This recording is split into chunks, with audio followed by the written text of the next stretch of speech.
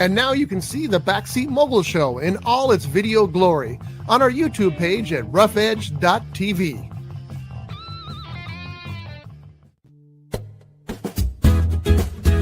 It's tiki time at Harbor Cove Cafe. Dive into the tropical paradise at the end of Spinnaker Drive in Ventura with vibrant drinks, delicious bites, award-winning fish and chips, and more. Now featuring extended hours and happy hour, Fridays from 2 p.m. to 8 p.m., Saturday and Sunday from 2 p.m. to 4 p.m. Harbor Cove Cafe, the hidden treasure at the end of Spinnaker Drive. Visit harborcovecafe.net for more information. Showbiz is a cruel and shallow money trench, a long plastic hallway where thieves and pimps run free and good men die like dogs for no good reason. There's also a bad side.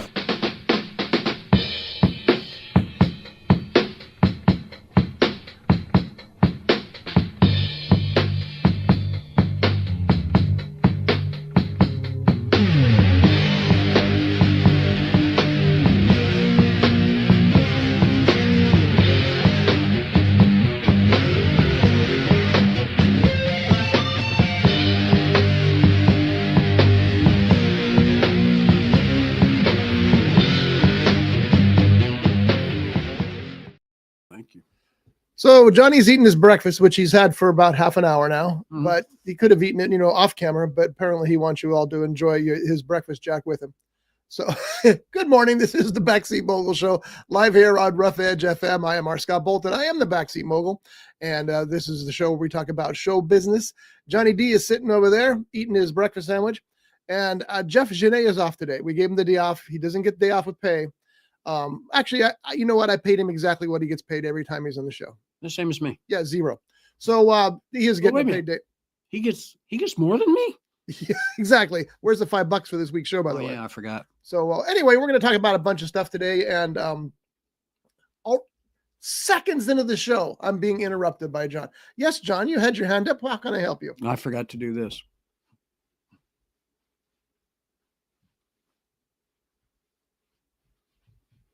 I'm very sorry. Okay. I'd like to apologize to the audience. I could have cut away, and perhaps I should have. But anyway, that's my head banging. John does the head banging to the Slam Alice theme from the Backseat Mogul Show, much to Jeff and I's concern. So anyway, we're going to start today talking about news, because obviously there's some big news in show business this week, and that is the fact that Netflix is going to acquire Warner Brothers in a deal valued at $82.7 billion. That's a big deal. Yeah. I don't know how it's all going to end up. I know that the Writers Guild is against it. I know that other guilds are against it, other unions.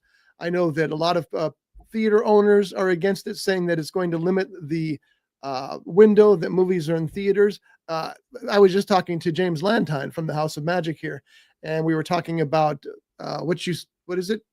Can you see me now? What's the name of those? Now you see me, now you don't? Yeah. Isn't that an old Disney movie too? Anyway. Well, I think the original one wasn't that titled that. I think they were all three titled that. There's number one, number two, then number they had three. like a subtitle. I don't remember. But anyway, we were going to review that. He was going to watch it in the theater. I was going to watch it in the theater, and we were going to talk about it because I was very curious about his takes on it, being a real magician, and what he thought about the movie. My problem with those movies is that they use a lot of CGI and special effects to create the magic tricks, when I thought, why don't you use real magic tricks? They're even more alluring, if you ask me. And his point was, it's a movie. It's supposed to be escapist entertainment. It doesn't bother me. But neither one of us had seen part 3 yet, so we were going to do that. But he told me this morning that he hadn't seen it in theaters yet, as have I. And it's going to be streaming beginning December 16th. So that's a very short window between its opening date and the time it's available on streaming. Now, I don't know about you, Johnny, but my son has moved out long ago. So there's just myself and my wife at home. And I know that you're at your place by yourself. Mm-hmm. Have you ever paid $20 for a movie to stream it? No. Yeah, me neither. I don't think I've ever paid to have a movie streamed, period. So you're part of the problem. Okay. Yeah. The guy who worked in the movie industry is the guy who's not paying his way. But I've bought movies before, but I'll buy them on a rental for $3.99. I'll go as high as $5.99. That's fine. But I'm not paying $20.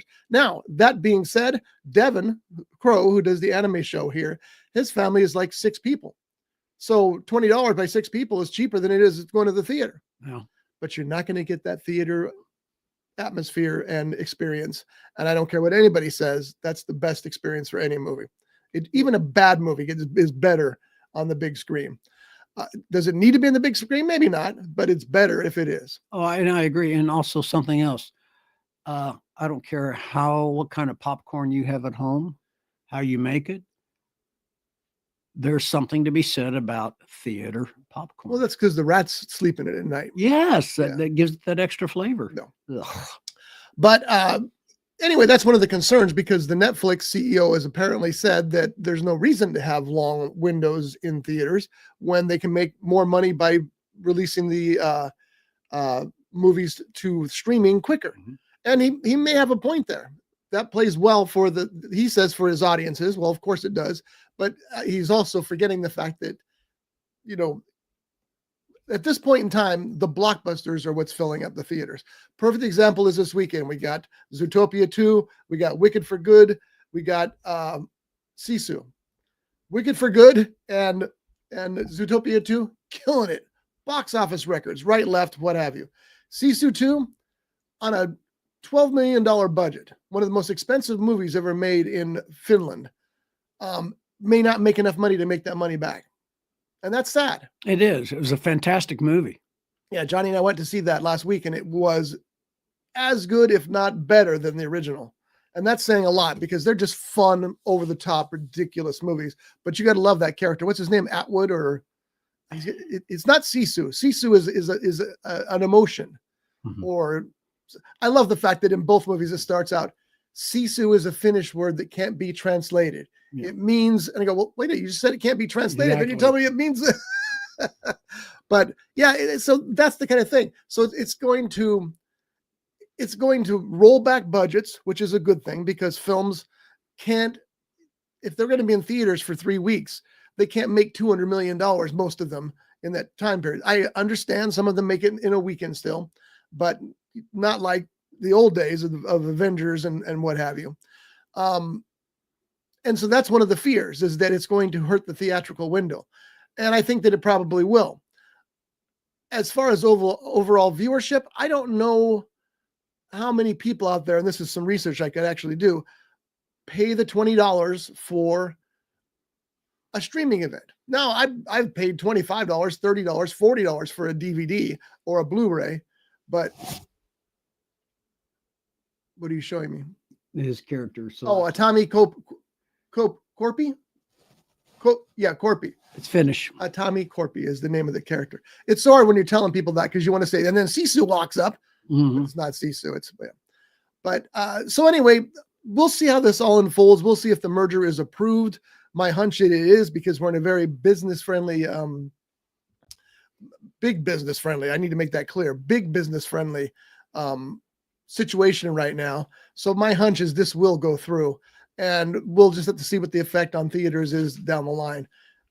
I think there'll always be theaters, but if they trickle away, they're going to be specialty houses where, you go there for the evening. That's your evening. You go see a movie, you have dinner before, and it's not going to be the multi-hundred million blockbusters that we see now, except for the fact those blockbusters still exist. I mean, as I said, Zootopia and Wicked for Good are both huge right now. And do the studios want to lose those dollars? I don't think so. So, of course, Netflix is a whole different mindset. Mm-hmm. Netflix has always released movies in theaters because they want Oscar eligibility. Right. But they're only out there long enough to make the Oscar eligibility, which I believe is only 7 days. I think it is to be in a theater for 7 days to be eligible for an Oscar. With them absorbing all the Warner Brothers projects and what have you, is that going to change that? It's because that's what they're doing now anyway. Yeah. So I don't know. It's way above my pay grade. Didn't Warner Brothers within the last 5-10 years absorb other studios? Discovery, libraries? I think, and yes, yeah. So Netflix is going to be getting. I'm not going to say that word. A plethora. Yeah, there you go. Of movies from not just Netflix, but Warner Brothers, but everything that Warner Brothers had acquired. Yeah, it's going to be very, very interesting. We'll see what happens. I mean, and the some of the good news is they'll probably fatten up the Netflix Kofier. So you go into Netflix and you'll have a lot more movies to watch. The bad news is what happens when that happens? Their price goes up. Yeah. So I don't know how any of this is going to unfold. This is all just conjecture on my part. As I said, it's way above my pay grade, but we'll see. We'll see where it all leads us. So we'll take that from there. Cary Hiroyuki Tagawa has died. He was in movies such as Mortal Kombat and The Man in the High Castle, The Last Emperor, License to Kill. He died in Santa Barbara, apparently from a stroke. His first film was Bernardo Bertolucci's The Last Emperor, which is an epic, sprawling, boring movie. I think I saw that one. It's a haul. I was at a screening for that movie when it was initially released. And this writer in front of me we'd recognize him from other screenings. He was just cussing. He's, I can't believe it. It's like, what's wrong with this guy? And finally, he got up and he walked out of the theater. And John Larson goes, "Thanks for leaving." And the guy said something to him that I can't repeat on this show. Vin Diesel, who everybody knows is the greatest filmmaker in the history of mankind. All you have to do is ask Vin Diesel. He's writing and starring in a Rock'em Sock'em Robots movie. Okay. I don't know why, but as you're talking about it, the person whose vision just came to my mind was, oh God, what's his name? The guy that was in Under Siege. Steven Seagal. Yeah, Steven. It's the same thing. Yeah. Because you wrote a couple lines, you're a writer.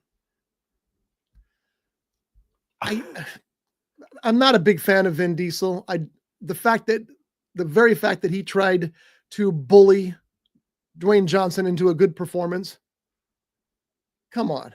Dwayne Johnson's twice the actor that Vin Diesel is. Probably twice the writer that Vin Diesel is. I wouldn't say he's twice, maybe 4 times the actor. Maybe. By the way, we should explain John's mask. We had some complaints last week about his face. People said that it's hard to focus on the show when this horrifying visage is sitting next to Jeff or I. So I asked him to wear the mask to kind of soften the blow. So I just wanted to explain that situation. Wait, what? Johnny had a cold earlier, so he's being cautious. Yeah. I mean, do we need a Rock'em Sock'em Robots movie? We've had it. We have, but everything gets repeated. Yeah. This is just is that a Mattel? It is a Mattel. As a matter of fact, it was either a Twilight Zone episode or an Outer Limits episode. That, if I remember, Jack Palance was great. Was Jack Palance Yep. or was it Lee Marvin? It might have been Lee Marvin. And it was the same thing. It was a Rock'em Sock'em type robot boxing thing. And then Hugh Jackman did one. Yes. Twilight Zone episode. You might be right. It might have been both of them for all we know. It was a good episode. Steel. It doesn't tell me who was in it. Let's try to look at Steel. But Isn't that the name of the Hugh Jackman movie too? Steel? It might have been. Whereas Hugh Jackman was a movie. Lee Marvin played the washed up boxer. Okay. And supposed to have been a robot, and he dressed like the robot, and it was a great episode. Yeah, it was. As a matter of fact, there might have been a bad Twilight Zone episode, but if name one, all his episodes were so good, if there was a bad one, it was still good. Yeah. Rod Serling wrote most of those too. Rod Serling and Richard Matheson. I mean, how do you go wrong with that too? Yeah. Scarlett Johansson is in talks for the Batman Part 2. I can't believe they've waited this long to get the Batman Part 2 going, because the first The Batman was really good. That was the one with Robert Pattinson, who John did not like. as Batman, and then saw the movie and said, "Oh, he can play Batman." And well, I got to tell you, when I really, yeah, I will admit, I was quite surprised when I saw that his performance in that movie. But when I really decided this guy can really act, was Mickey 17. Oh, boy, he was terrific. God, he was so terrific. Yeah. My movie that I realized that he was more than a twinkling vampire was Water for Elephants. He was amazing in that. Anyway, so she's she's in talks for the Batman Part 2, and I don't know which character she's in talks for. So we'll have to wait and see what that as that unfolds as well. She's perfect for it, by the way. And the reason I like the Batman so much is because unlike the other movies that are big cartoon action adventure movies, the Batman was a detective story. And what did Batman get his start in originally? Detective stories. Yeah. So that's right. Yeah. So it made sense and it worked very well, I thought. Let's see. Is that what DC stood for? Detective Comics? I don't know. That's a good question. We'll have to look that up. Yeah. It probably stated for Dave Coulter or something. I don't know. We'll look it up. Dave Coulier? Yeah. I just made up a name. I didn't. Okay. Five Nights at Freddy Part 2. Looks like it's going to be a big opening weekend, $56.5 million. I'm already done with those movies. I saw the initial movie, which wasn't called Five Nights at Freddy's, but it starred Nicolas Cage, and it was the same story. And then they turned it into Five Nights at Freddy's, which became a monster hit. And now we have Five Nights at Freddy's 2, which is also looking like a big hit. But these movies just don't do anything for me. Yeah, same with me. Did you see them? No. So it's done absolutely nothing for you. The first one, the trailers did not catch me. And if I can't be caught by a trailer, I'm sorry. I have no interest in it. You know that one of Andrea's, by the way, happy birthday, Andrea. It's her birthday today. Happy birthday. Josh was going to join us this morning, and then he realized that it was her birthday and he better not. Smart move, Josh. Well, why didn't he bring her? Because she wanted to stay in bed and have breakfast brought to her. Oh, it's her birthday. She's entitled. That's right. So, but one of her friends cuts trailers. Ah. So she's usually gets a emailed to her for her opinion, and she looks at them and by the way, they're real. You've seen her work. I promise you. She does a really good job on trailers. Kill Bill, The Whole Bloody Affair is in theaters this weekend. I would love to go see this. I've seen the original Kill Bill 1 and 2. I own them on Blu-ray, I own them on DVD. It's Quentin Tarantino, so I'm in. I don't have 4.5 hours to spend in a movie theater. That is a long movie. And there's no way I made it through Killers of the Flower Moon without having to take a bathroom break. Yeah, that was not going to make it through Kill Bill, The Whole Bloody Affair. Just not going to happen. And there's added footage that's never been seen before that Tarantino inserted in there, an animated sequence apparently. But anyway, it's out there now. If you're a Tarantino fan, hardcore, and can do 4.5 hours, more power to you. Go see it. It's the way the movie was designed to be seen. The studio made him cut it into 2 pieces when it was originally released. So that's why he's releasing it now the way he wanted it to be seen. Do you remember? I actually said remember. Congratulations. Okay, so that's not right. Do you remember? I had to revert back when the Three Musketeers came out, the one that had Raquel Welch in it. Yes. And there was the Three Musketeers, and then there was a sequel to it, which I can't remember if it was called The Four Musketeers or not, which could have been. And they shot both those movies at the same time. And my understanding is the actors did not know it was going to be 2 movies. They thought it was just going to be one long movie. And I think there was a lot of lawsuits on that because they didn't think they got paid enough. Well, they probably didn't. They probably got paid for one movie. Yeah. But that's when you just said about the Kill Bill thing, that's what made me think of that movie. Yeah. Well, many movies shoot back to back sequels and what have you. That happens quite a bit.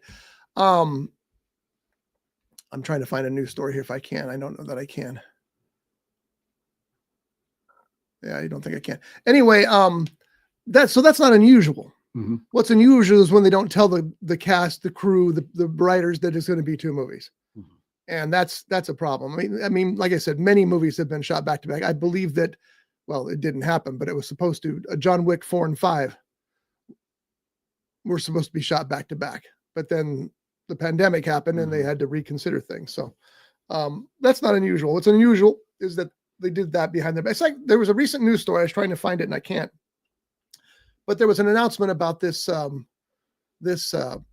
animated film that was being released, or animated story, and it was using voices of people. I thought it was Scarlett Johansson, but I can't find it.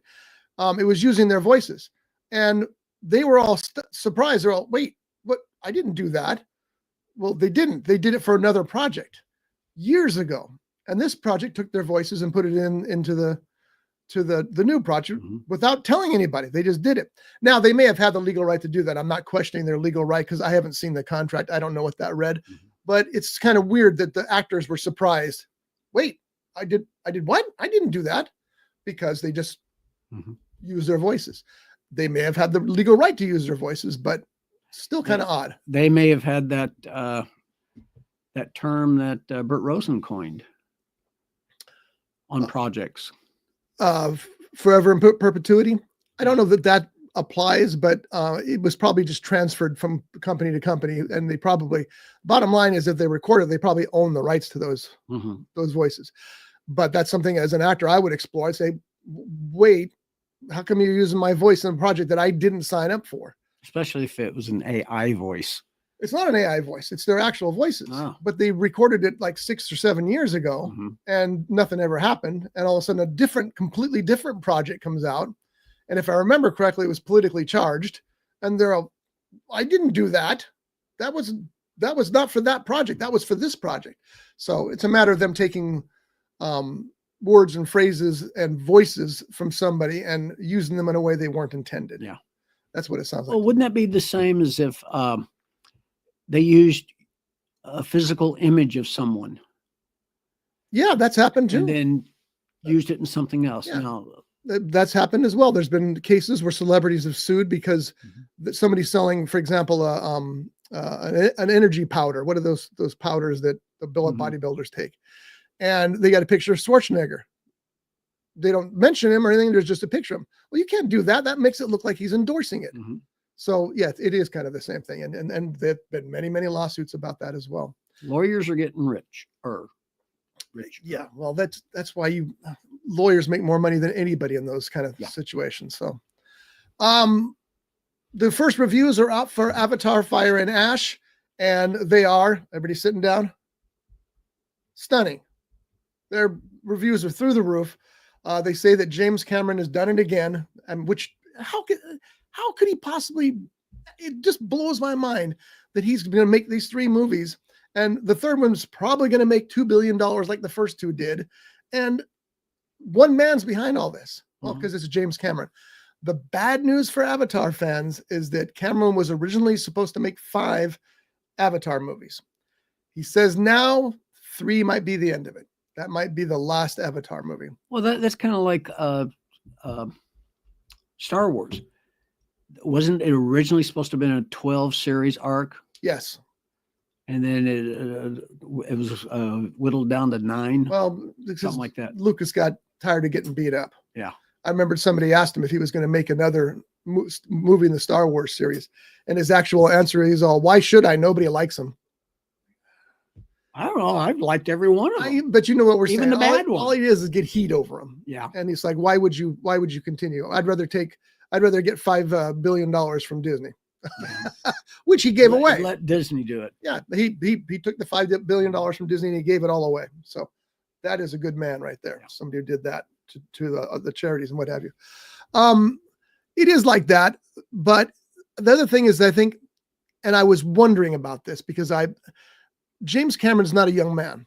I mean, he is a young man, but he's older than he's probably what, 60, 65 maybe? Yeah.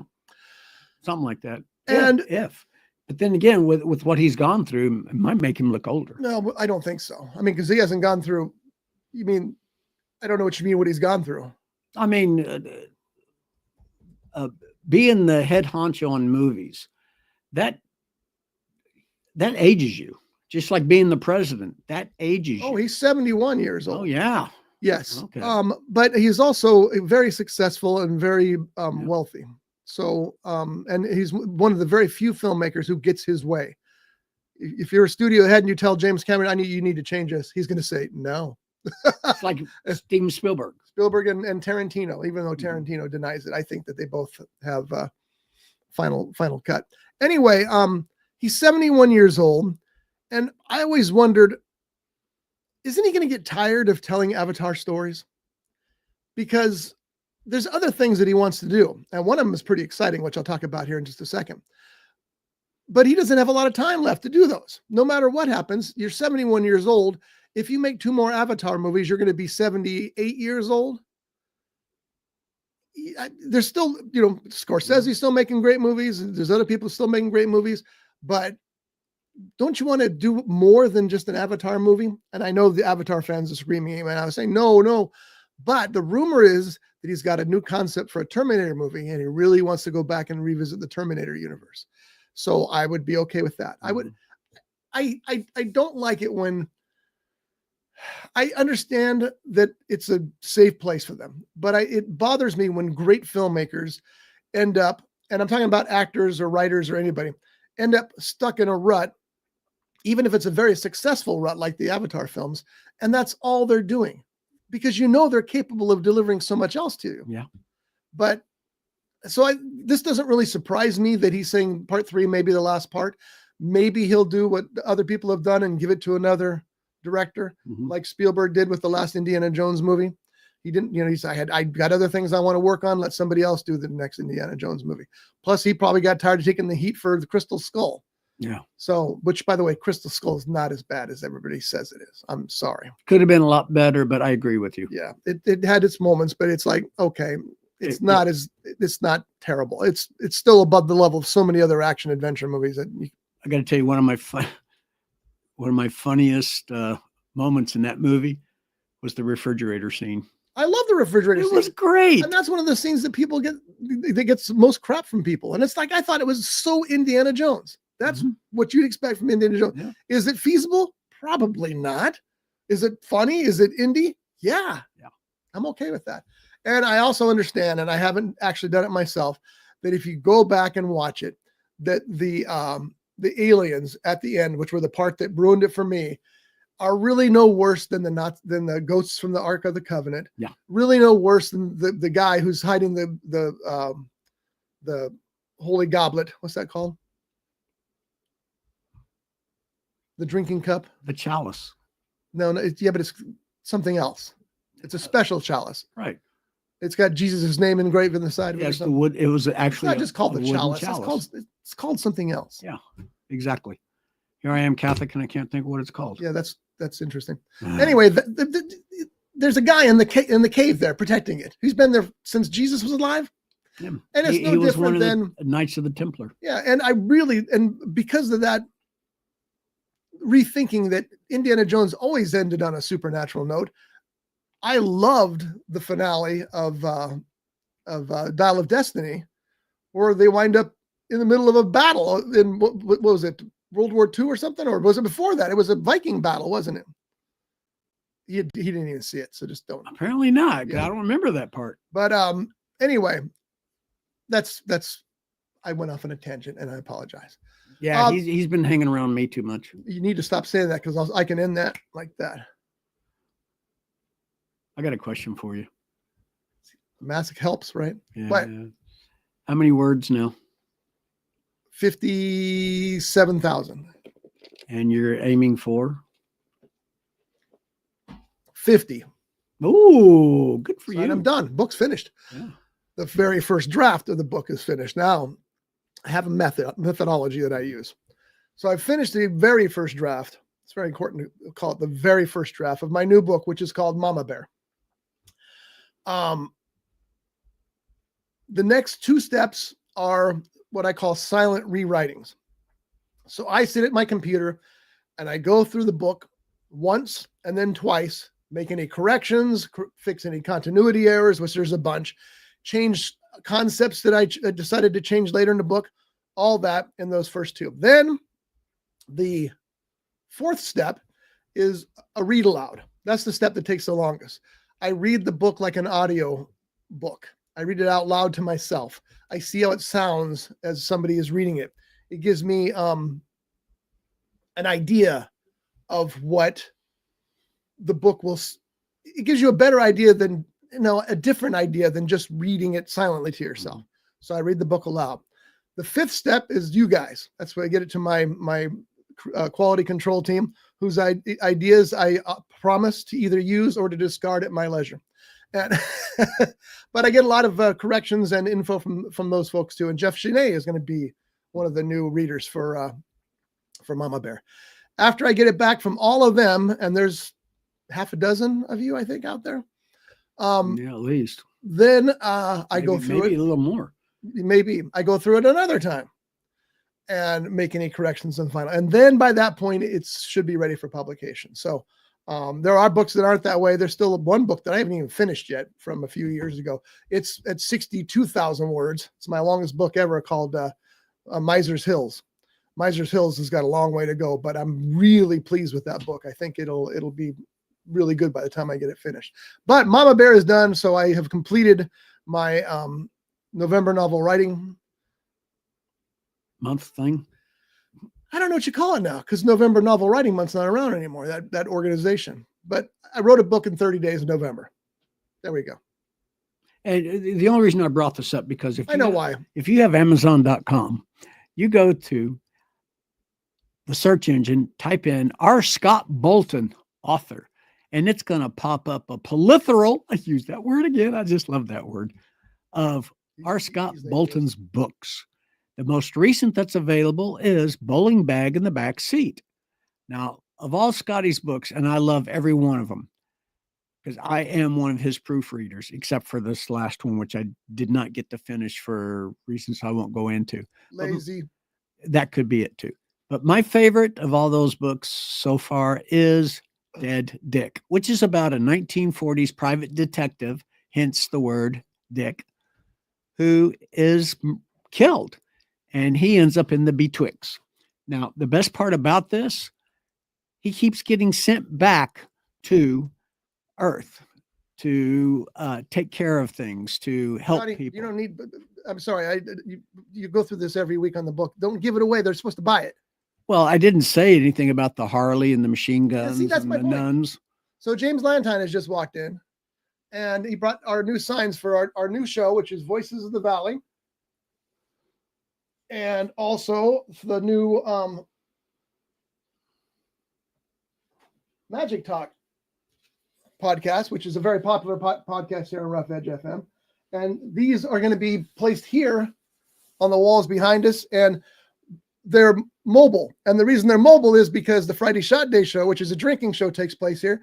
And sometimes people come in here who are sober or looking to talk about being sober, and having a drinking show sign on there is not a good idea. But these are gorgeous. These are great. And that's on the floor. So I wanted to share that with everybody. So thank you.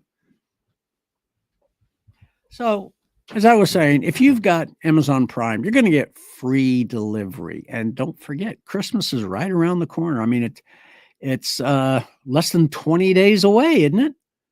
Or just about 21 days? 19 days away. 19 days away. So, and with Amazon Prime, you get it almost the next day or within a few days of ordering. So these books that R. Scott Bolton writes are fantastic. They run the gambit from being fantasy to science fiction to everyday private detective work. Yes. The detective series is the most popular. The Brace Heller series is the most popular. Even though my last book, which was a standalone, Bowling Bag in the Back Seat, was both my most financially successful book and my most critically appraised book. So doing something right. And one book that I'm really looking forward to coming out, which I was fortunate enough to proofread, is Miller and Breeze. I need to add some stuff to Miller and Breeze, because there's a character in there who makes an appearance, and then it ends up becoming an important appearance. I got to get him in there earlier in the book and stuff. So I'm still working on that, but that's coming. There'll be 2 books next year. One of them will be the new Brace Heller, which is called Second Shot. And I haven't decided what the second one might be the 25th anniversary edition of Killed by Death. Oh, that would be cool. Because it's been 25 years since that was published. Is Miller and Breeze the one that has the explosions because of the of the pests? Yeah. Yes. Okay, I couldn't remember. I'm trying to think. Was that a different book? Yeah, I really enjoyed that. That's book based too. on true stuff too. Yeah. All right, folks. Anyway, so go to Amazon.com and buy Scotty's books. Please. It helps me. And it helps you because you get reading material. All right, it's time for this. Is it as bad as they say it is? We'll find out now on the Backseat Mogul Show. Brought to you by Pele Utu, Reno's only traditional tiki bar. A kaleidoscope of colors and tropical charm with the undeniable allure of paradise and intoxicatingly delicious cocktails. Pele Utu. Open Wednesday through Sunday from 12 p.m. to 11 p.m. 1275 Stardust Street in Reno, Nevada. For more information, please visit peleutu.com.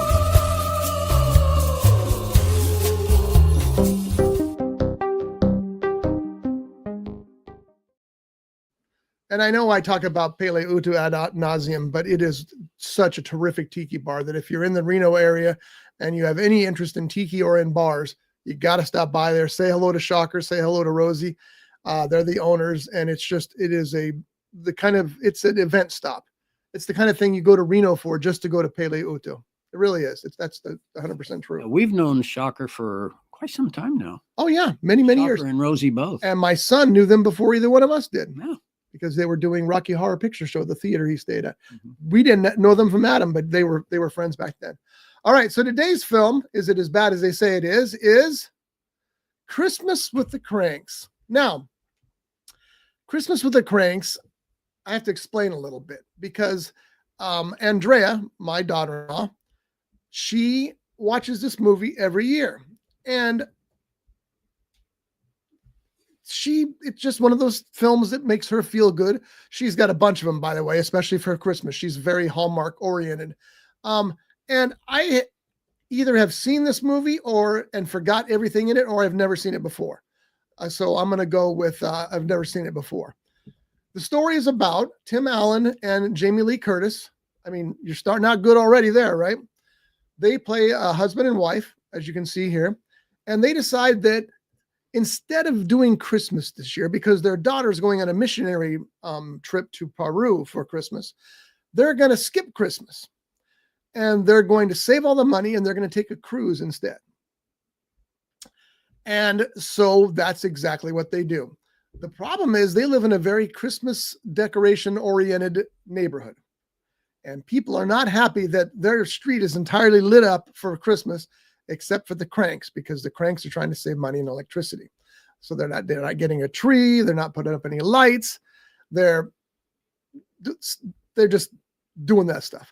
Well, this neighborhood of Christians who's supposedly, very into Christmas, they don't treat the Cranks very nicely. They do horrible things to the Cranks, including physical violence, threats of physical violence, because they're not celebrating Christmas.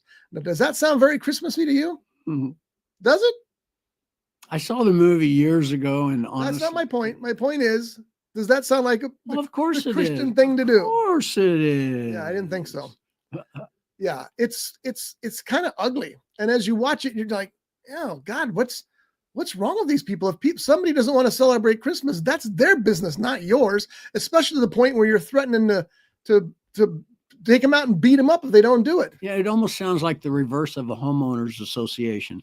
It's not reverse at all. It's kind of like that. I mean, because you put your Christmas stuff up, a homeowners says, no, you can't do that. This is the other way around. You don't put your Christmas stuff up. That's true. And as you can see from this graphic here, you can see the house on the left is lit up. The house on the right is lit up. The house in the middle, obviously the Cranks house. Now, I will tell you that this movie has a 5% rating on Rotten Tomatoes. And is that good, John? No. No, it's terrible. It has a 22% on the other one, which I just lost. Metascore is 22%, also terrible. The reviews are vicious. It's not that bad. So, I mean, you have to get past the point about how mean these people are to the cranks. What is that? I don't want that. Because it is pretty vicious. And they're trying to make the cranks out to be bad people because they don't want to celebrate Christmas. Well, it's their money. It's their choice. They don't have to celebrate Christmas if they don't want to. So that's a little rough. But the cranks aren't exactly the greatest people either. One of the things that Tim Allen's character does, and is one of the funniest scenes in the movie, is when he gets Botox so that he looks good on his cruise. Yeah. Well, you can imagine how that works out. His face swells up like he got stung by bees. And Jamie Lee Curtis, and I love Jamie Lee Curtis like she was my own wife. She's so good in everything she does. And I like the way she's so thoughtful and caring. She's like your third wife, right? Yes, after Sandra. Yeah. Mm-hmm. Shelley and Sandra. I should get Shelley in there too. Yeah. Well, Shelley's number one. Yeah, that's what I was indicating there. But anyway, she is so frantic in this movie that at times it's jarring. I mean, her daughter walks in the door. She's like, ah! She runs over to her screaming. It's like, whoa, calm down. This is the 14th time you've seen her in this movie. You don't have to. She's way too excited. The director, I think, should have said, okay, let's pull that back a little bit because it's a little too much. Is it a great movie? No. I'd give it maybe a 25 or 30% instead of the 5%, but it's way better than a 5% movie. And I don't know where it got this horrible reputation, except for the fact, like I said, the Christians in the street celebrating Christmas, demanding that the cranks celebrate Christmas. Not very Christian, in my opinion. So that bothered me as I was watching that as well. But the cast, you can't beat the cast with a stick. Because like I said, you've got Tim Allen, Jamie Lee Curtis, Dan Aykroyd. Hold on, there's more. You've got Emmett Walsh. God, I loved Emmett Walsh. He was so great. You got Eric Purcell from Malcolm in the Middle, Cheech Marin, Jake Busey, Austin Pendleton, Tom Poston plays the father. He was great. Felicity Huffman. I mean, it just goes on and on. What a great cast, and it's good to see them all there. So, Christmas of the Cranks, not a 5% movie, maybe a 25 to 30% movie because it is pretty standard. But I will tell you this: I enjoyed Christmas of the Cranks more than the new movie starring Michelle Pfeiffer that is out now. It's called Oh, What Fun. And it's about a mother played by Michelle Pfeiffer who feels like she does all this work for her family and her family doesn't appreciate it. So it all boils down. All she wants for Christmas is for her kids to nominate her for Mother of the Year for this television show hosted by Eva Longoria. Mm-hmm. Because Eva's going to choose a bunch of women, mothers, fly them out to her show and have basically a party for these mothers because of what they've done for their families through the years. But none of her kids do it. Her husband doesn't do it. So in the middle of Christmas dinner, before she serves it, she walks out of the house, gets in her car, and drives from Texas to Hollywood, where the show's being held. Nothing from this point makes any sense. First of all, the entire movie is kind of flat and dull and boring. There's no moments where it tries to be funny. There's no moments where it tries to be too dramatic. It just flat. Even Michelle Pfeiffer is doing a Mary Steenburgen impression all the way through. It was driving me nuts. I'm all, who is she doing? I know this voice. And then it dawned on me, it's Mary Steenburgen. She gets to LA. Johnny, do you know how this doesn't work? Drives in the lot, tells the guy she's there for the show because she won this prize. He goes, okay, go ahead. Yeah. No. So then that's just getting on the lot. Then she manages to get into the set, another security breach. Then she manages to get backstage and become part of the group that she wanted to be a part of. How does that happen? It doesn't. So you're only in the movies. Exactly. So you're watching that. And anyway. Although, with that being said, I do know of a couple of guys who got on to, can't remember if it was Paramount or Universal movie lot. And they both had clipboards and coffee cups and walked right past the guard. Yeah. I'm not saying it doesn't happen, but I'm saying it doesn't happen where you get through the guard, you get through the set, onto the set, you get behind the scenes in the set. That's not going to happen. Of the trailers that I've seen, which it's the same trailer, I've only seen one trailer, but there is a funny scene that I like, and that's where everybody piles in the car, take off, and then she's at home. It's like, they're left without me. That was the final straw. Yeah. And that's like, That's funny. I didn't think it was funny. No. As I'm watching that, I'm thinking Home Alone. Well, exactly. Yeah. Yeah, that's exactly. That's Shelley, my wife, for those of you who don't know, she said she actually felt insulted by that movie because it was trying to force all these cliches down your throat. And by, throwing this cast at you, I'll read you the cast here in just a second. And it's just didn't work. You just wasted your time as you were watching it. So I do not recommend Oh, What Fun. And it's too bad because Michelle Pfeiffer is the star, Dennis Leary, Felicity Jones, Chloe Grace Moretz, Jason Schwartzman, Joan Chen, Eva Longoria. It's a great cast, but it's just not a very good movie, especially for a Christmas movie. It has no heart. It has no soul. It's just not, it just sits there. Sorry. And again, love Michelle Pfeiffer too. She is, and it's a great cast. That's one of the things that's most aggravating about this movie. You don't see enough Michelle Pfeiffer these days. She picks her projects very carefully and she makes the movies she wants to make. I don't know why she chose this one. Well, there's somebody else on that list too. I haven't seen in a while. And this Dennis Leary. Exactly. He is a fantastic comedian. He's a fantastic actor. I've seen him do some dramatic stuff. A lot of dramatic stuff. Yeah. Well, anyway, that's the story on Oh, What Fun. Not recommended by me. The movie that I would recommend to a certain degree is Jingle Bell Heist, which is a Netflix Christmas movie. And it's a British film about two people who bump into each other, and both of them want to rob the London's biggest department store. And they know that there's all this money that's hidden in a safe inside the department store. So they scheme together to rob the store. And as you may imagine, of course, they fall in love at the end and blah, blah, blah. It's very typical Christmas film. That being said, it's a little dull. And I think this especially applies if you're an American viewer, because it's a very British film. Mm-hmm. The first 2/3 of the movie, maybe less, are okay, but they are making jokes that probably are funny in Britain, not funny here. Mm-hmm. They drop names that are British names that I don't know, so I don't get the joke. And it's very level. There's no brightness or no, anything like that. It's just telling the heist story. At about the 2/3 mark, though, some weird twists start to happen. And it makes all the difference in the end. So stick with it if you're watching it. And maybe you'll get the British humor that I didn't get. Maybe you'll get the British style that I didn't get. But stick with it for the finale, because I was taken by surprise. And I really enjoyed the way that the movie wound up. By the time it was all over, it's like, okay, I'm glad I watched that. And that's Jingle Bell Heist. That's on Netflix.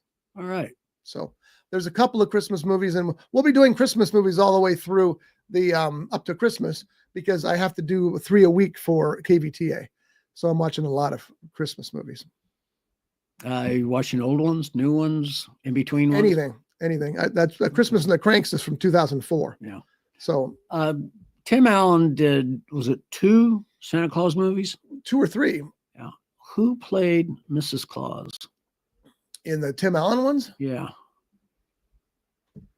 It wasn't Jamie Lee, was it? I might have been. We'll find out. I think they have good chemistry on camera. It was Elizabeth Mitchell. Oh, okay. So not. Okay, that's weird, because it says famously portrayed by Elizabeth Mitchell, and then in the Santa Claus. Then it says Carol Newman Calvin. I don't know why it's like that. They're mentioning other movies. For example, Goldie Hawn plays Mrs. Claus in the Kurt Russell Santa Claus. Right, movie. That's true. That's true. Which, by the way, I also enjoy. Yeah. So, is there a movie that you watch every Christmas that you don't feel complete unless you've watched it? wasn't really a Christmas movie, but I remember growing up, this time of year, we always saw on TV The Wizard of Oz. Because they aired it. Well, that was at Thanksgiving, wasn't it? Didn't they always air it at Thanksgiving? It was in between Thanksgiving Yeah. and Christmas. And Well, you can do that. You can go see Wicked for good. oh, that's true too. Yeah. But I just remember that was growing up, that was one of my movies that I always looked forward to watching. As far as a real Christmas movie, Die Hard. oh yeah, Die Hard is a Christmas movie. I don't care what anybody says.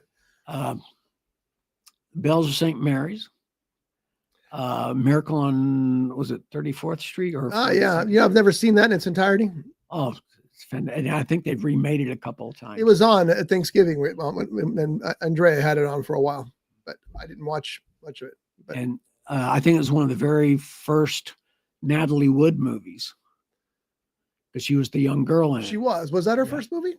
I don't know if it was her first one, but she was very young. So, and there goes my throat, my voice. Great. Oh yeah. God, there's so many Christmas movies. It's hard for me to pick ones that I really, my favorites. Her first movie was Happy Land in 1943. Okay. And then apparently her second one, when did she do Miracle on 34th Street? Oh, I don't know. Why are you asking me? Oh, because you got the computer there. 1947. Okay. I watched a John Wayne movie this week that I had not seen, and it was called Trouble Along the Way. Does that sound right? That sounds right. Yep. It stars John Wayne and Donna Reed, Charles Coburn. You know, it's funny. I just saw another movie he was in. Chuck Connors is in this movie as well. This is one of those movies that's definitely a product of its era. I've been trying to watch a classic, a vintage movie every week to report on here on the show. This was Trouble Along the Way from 1953. Yes, 1953. So there's some things in there that wouldn't be considered appropriate in this day and age. Lines. I mean, he tells Donna Reed twice, "You have really nice legs." It's not something you say to a lady these days. He also forces himself upon her and kisses her against, her. She's fighting back. Nah, that doesn't fly, and never should fly actually anyway, but that doesn't work these days either. Those things aside, and I'm not saying ever cut them out. Don't ever delete them. They are part of history. You just need to understand that it's a different era. I mean, that movie's 72 years old, for crying out loud. Isn't that amazing? Yeah. 72 years old. The story is about John Wayne plays a football coach who has some issues, and he's about ready to quit football. But this, I believe it's a Catholic university, needs a football coach because they're out of money. And the only way they can make money is to get a football team. I also thought that was kind of odd that 72 years ago, it's the same thing as today. You got to have a sports team to make money. It seems like that problem should be fixed by now. But anyway, so they hire him. Well, they want the what do you call the guy who runs a Catholic school? I mean, he's a father, obviously, but is he the headmaster? Something like that. Yeah. But he wants John Wayne to win the season. And John Wayne looks at the football team there and says, "Yeah, there's no way we're going to win this season." He goes, "We don't have time to get these guys into the right shape." And the father tells him to do whatever he has to do to make it happen. So John Wayne does some cheating. He goes out and he gets ringers. Ringers is one word for it, but it's not necessarily ringers. It's just older boys and people who've been in trouble with the law. And he and his friends physically alter their records and get them into the school with false records. And then, of course, they mop up the other teams on the floor because they've got this team of people who ringers, like you said. Of course, he gets discovered And while this is all going on, by the way, he and his wife are fighting over their daughter because his daughter loves John Wayne, wants to stay with John Wayne, but her mother wants to take her away just to spite John Wayne. There's a lot of stuff in this that I wonder if it was actually legal back then. It may have been because, I mean, again, 72 years ago. For example, he will not let his wife see his daughter. And these days that doesn't happen. You go to court and that ends up, being addressed. But back then, I don't know if it's true or just it was part of the story. But anyway, so that's going on. Donna Reed is a social worker who is working with his wife to take away his daughter. So he wins the season handily, or almost the season. I think he gets caught before the season ends. Then they find out what he's done. And his excuse when he talks, not his excuse because he doesn't care. He's John Wayne, right? He tells the father that one of the players on the team is actually a former professional football player from Canada. And they're discussing how could you sully the school's name by doing what you've done, by faking these records, by putting these boys in who shouldn't be here and all this other stuff. And John Wayne tells him, well, let me explain something to you. That boy you're talking about up in Canada, he was a great football player. And then he got into some trouble with the law. And I think it had to do with drugs. And he goes, and the only way to save him was to get him in here to this team where he's become part of a team. And now he's part of a organization of friends, and he has people to support him. So if you think that's wrong, then you're right. It's wrong. And I'm out of here. And he leaves. Again, a great movie story, but in real life, you still fudged the books. Oh, yeah. You still committed fraud. You still did these things that you shouldn't have done. That doesn't give you a pass. It's sweet, but it doesn't give you a pass. When you look at a lot of the movies from that era, oh, yeah, there was a lot of things that were, okay, they fudged this, they fudged that. Probably a lot of that stuff was actually done in real life, which is probably still being done today. Probably. But I understand what you're saying. For them to try and do that in today, well, I mean, quite a few years back, Rogers, the singer, Kenny Rogers, he did a movie called Six Pack, and it was about racing. And some of the stuff that was in that, it's like, no. Yeah, I get that. The reason why I say that, for a time there, I was involved with NASCAR racing. Yeah, but that's not what I'm saying about this movie. What I'm saying about this movie is that what he did was wrong. Mm-hmm. Because what happens, of course, is the father feels bad because of the story about the kid who got in trouble, and they let John Wayne continue coaching the team. They don't pursue him, and it was kind of like Roofman. I liked the Roofman movie, but that guy destroyed 3 families. Yeah. He robbed a store of tons of money. He held a gun to people and took their money. You can make a movie about him all you want. That doesn't make me think he's a good guy. He's not a good guy. And that's the same thing with this John Wayne movie. It's like, yeah, I see the point. It's a sweet thought that he's saving this kid from this bad life, and all the other kids apparently too. But you still committed fraud. You still did something so wrong that you don't deserve to keep your job. And it sullies the reputation. Yeah, it absolutely. So that was, I'm like, yeah, I'm not so sure about that. But your point is well taken about the divorce laws and what have you in that movie. It's like, did they fake them then, or was that how it was then? And I don't know. But I mean, look at what happened in the last couple of years with was it USC and the actors and actresses who got in trouble for I don't know what the college was, but yes, they were. Yeah, it was one of these Los Angeles and that was area colleges. Complete fraud. Copying and pasting your daughter's face on a boating team. Oh yeah, that's not fraud. And these are they got hammered for it too. And with some of the actresses that we've talked about this morning, they were caught, and they paid the penalty for it. Some of the actors we talked about today. Yeah. Oh, we did. We mentioned. Yeah, we did. I don't want to mention any names right now. Yeah. And I'm sure it's happened all across the country where that's happened, whether it's a famous person it's happened. Yeah, exactly. a rich person. Yeah. They got the bucks. But that's my point. Yeah. I mean, even if they did that for not somebody who was their kid, but for a kid who was in trouble, who needed saving, even if they did that for them, it's still wrong. It's still fraud. And that did kind of tarnish that movie a little bit for me, but because you wanted John Wayne to be this good guy, and he kind of was. He was a great father in this movie. The little girl was great. She ended up doing a Star Trek episode. You'd recognize her if you saw her many years later, of course.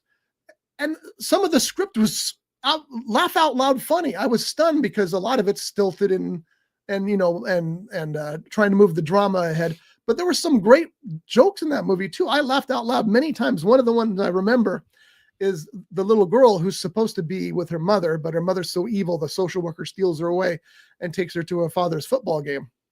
Well, she's sitting in the stands, and the hot dog guy comes along, and he goes, now remember, 1953, right? He said, get your hot dogs. She goes, oh, I'll have a hot dog. And so she comes over, and he's handing her the hot dog, and she goes, you're probably really busy today, huh? And he goes, they're eating so fast, they don't even care what these things are made of.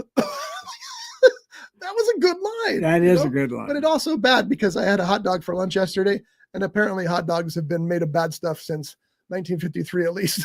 Yeah, but it's still a hot dog. It is. I love my hot dogs. As a matter of fact, I was at change the subject, but not really change the subject. I was at Sam's Club last week, and I had a hot dog. They got good dogs over there. Sam's Club has hot dogs? Yeah. Not like Costco hot dogs. Well, Costco used to do the Hebrew Nationals, but I don't know who does their dogs now. Oh no, their dogs are still great. I'm just wondering if they have like a restaurant like the some clubs have a restaurant like Costco. Yeah, they have a little where you can get pizza. Oh, I didn't know that. Yeah, Makes because I originally got in line to get a slice of pizza, and I don't know, get up to the counter, and next thing you know, I'm getting a hot dog. Yeah, hot dogs are good. Yeah, because Sam's Club, like Costco, you can get a hot dog and a soda for under $2. So that's what I went with. Yeah, and the dog was good. Yeah, is it a quarter-pound dog or a? It's a big dog. Yeah, big dog. Yeah. How do we get to hot dogs? Oh, I know how, from that movie. Anyway, I will look at some more classic movies, vintage movies coming up. This one was okay. It had, like I said, the laugh out funny lines. I liked John Wayne's performance in it. The little girl whose name I should know and I don't have it pulled up was terrific too. She and John Wayne had great chemistry, and Donna Reed also very good in this as well. But just you got to remember that they're products of their era. And I have no issue with that whatsoever. I want to see the history. I want to see things that are either inappropriate. You know what I love to do? I love to look in the background at the devices and things that people have, like the telephones or the elevators or the clocks. They're all 72 years old. And I think that's cool to see how things were either imagined or how they really were back in 1953. I'm trying to find the little girl. Do you remember what her name was in it? Bob Stanley. Oh, yeah, that was it. No.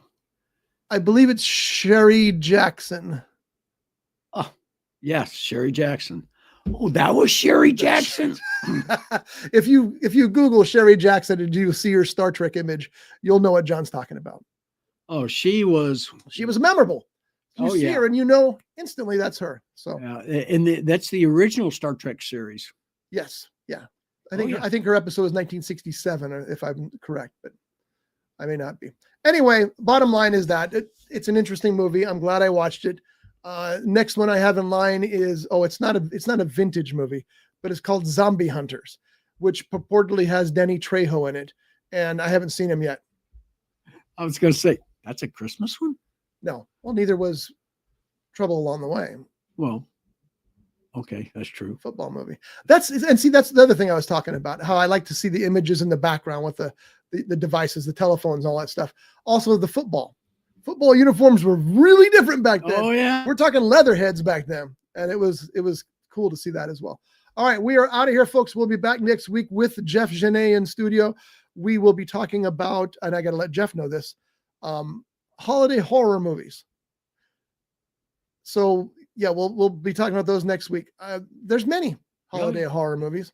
The first one I remember seeing was, I think it was called Silent Night, Deadly Night. I remember that one. And I mean, I don't remember what year it was, but I remember watching the trailers on television, and I had a whole different mindset back then. And my mindset back then was, that's horrible. They shouldn't be able to do that.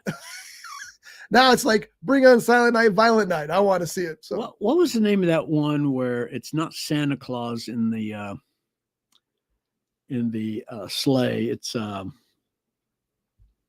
like his evil brother. He's bald headed. And I'm thinking it wasn't. Are you talking about Krampus? No, was it Krampus? Was it Steve Austin that played the part? I think it was a former wrestler played the part of. He was a bad Santa, but he actually turned out to be okay. I don't know. I can't remember now. Well, you need to watch that so we can talk about it next week. Yeah, I'm going to have to if I can remember what it was called. Yeah. I can't wait to go to KVTA and talk about holiday horror movies. They're going to freak out. They already say my taste is too dark. Wait till I get hold of these for them. So, all right, folks. You should bring your son in with you. I should. He'd be good on there. Christmas with the Cranks, not as bad as they say. So check that out if you get a chance. Jingle Bell Heist, a little stiff at first, but worth it in the long run. And was another Christmas movie we talked about? I think that's it for this week. Yeah, probably. Yeah. So we'll see you next week. And I'm going to put this plug in real quickly. GoFundMe. Hey, watch your language. Oh, fund me. Yeah. For Jeff Genet's first run. Yes. Here's the scan code.